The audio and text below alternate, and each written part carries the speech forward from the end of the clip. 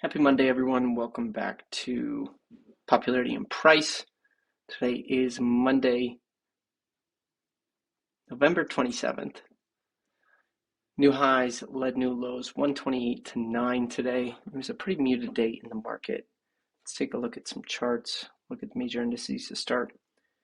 All the major indices moved lower, just barely.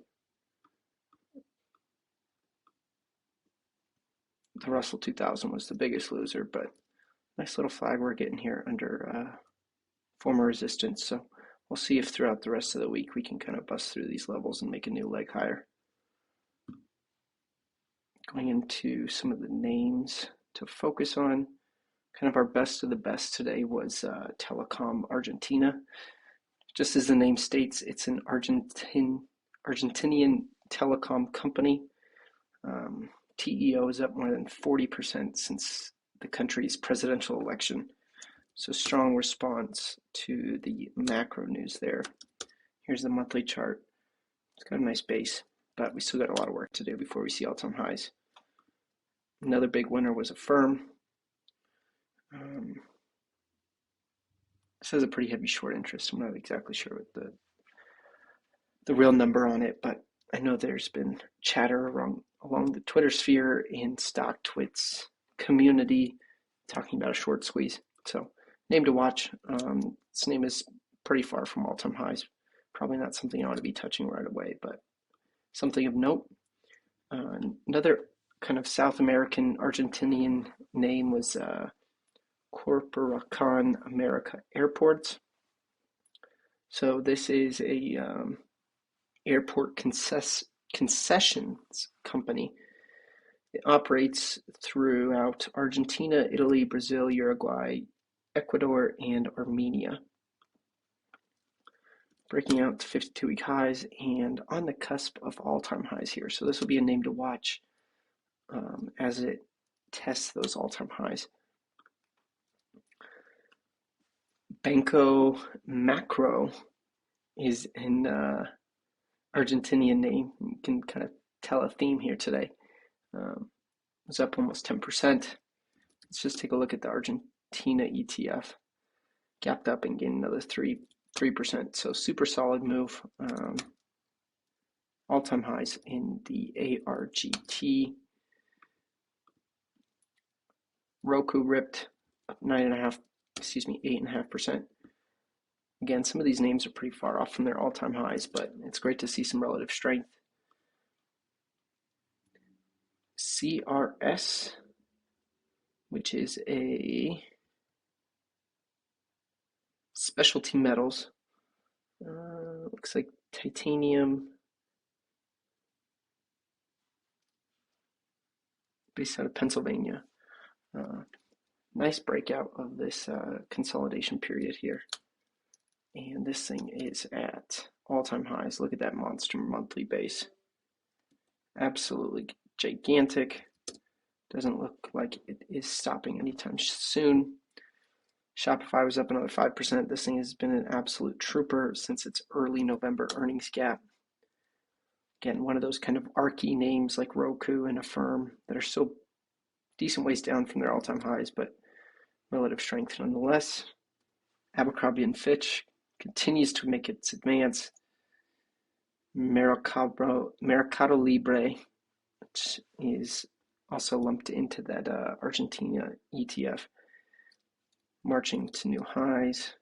This one is not as far away from all-time highs, so this will be a name to watch. See if we can make a little base here before we take on these all-time highs here about 2000. Coinbase cranking higher. This falls in the ARChy stocks where it's still far away from its all-time highs, but solid relative strength. Decker's up and to the right. Its monthly chart is just that. Like Abercrombie and Fitch, Gap continues to make gains. This name doesn't look as strong as Abercrombie and Fitch. It's basically moved sideways since the turn of the century, but relative strength nonetheless.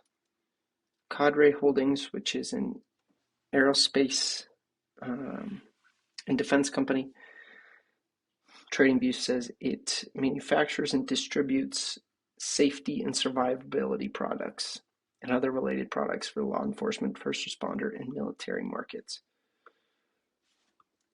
Strong break out of its little consolidation period here. Pretty similar to what we saw in this CRS. Nice little tight range. Consolidation to the upside. FICO's been on the list for a while, and this is the FICO Credit Company. Slow churn higher. Spotify popped up. A little ways from all-time highs, but this will be a name to watch. These are all the ARKI stocks. Amazon got to its highest price since April of 2022. One of the Magnificent Seven. It seems to be the only names that are working, although we know that's not the case.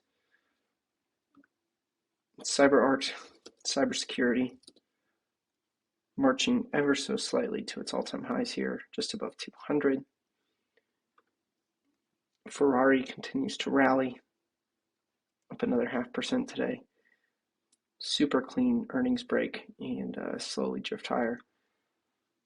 Lululemon closed at its highest price since December of 2021, so a 2-year high for Lulu. And we'll zoom out and look at this base. If this thing gets going above these all-time highs, we could see another impressive leg higher for the athleisure brand. And then Microsoft. Seems like every day Microsoft is marching to new highs. What an absolutely magnificent chart. Didn't have a ton of new lows to choose from, but we'll take a look at a few. Laser, Luminar Technologies, the lidar company, has been a repeat offender on our news lows list, and today was no different. Just barely closed above its all-time low, but ticked a new low on the intraday basis. So we'll see if this thing continues to march south. Its market cap is $1,057,000,000. So we get a few more ticks lower. This will be excluded from our list. It'll be a sad day, but nonetheless, we have our market cap thresholds that need to be upheld. Franco-Nevada Corporation, precious metals, gold company, ticked and made new 52-week lows. Big picture, we'll look at the weekly chart here.